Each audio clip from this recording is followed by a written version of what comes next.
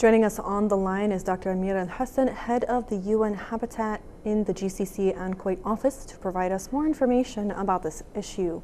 Good evening, Doctor. Thanks for joining us. Good evening to you. What can you tell us about the UN emergency call in response to the devastating disasters in Turkey and Syria?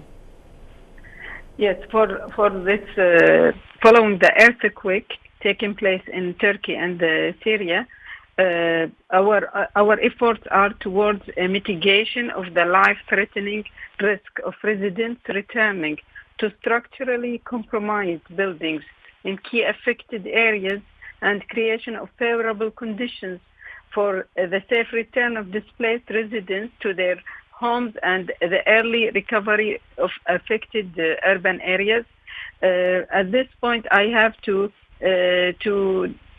bring your attention that already, I'm talking here about the Syrian side, a significant number of buildings in the affected areas were already damaged by the 12 years crisis and were at risk of collapse even before the earthquake struck.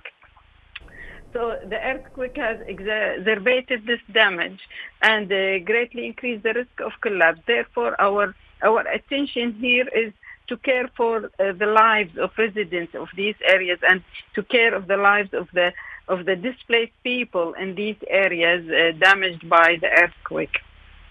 And Doctor, what are some of the main efforts exerted by the UN agencies in Kuwait to help those affected by the earthquakes?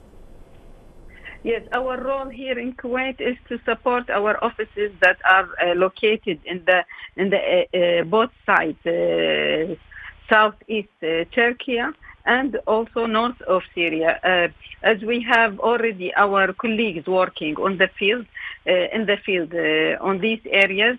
So we support them and we appealed for funding for damage assessment. From our side, for example, UN Habitat are in need for over $5 million to carry out the assessment of the damaged areas and to rehabilitate any buildings that can be rehabilitated at this point. So we call on to our partners here in Kuwait and in order to support us on fundraising in order to carry out our actions in Syria and Turkey. Head of UN Habitat in the GCC and Kuwait office, Dr. Ameera Al-Hassan, thank you for your time.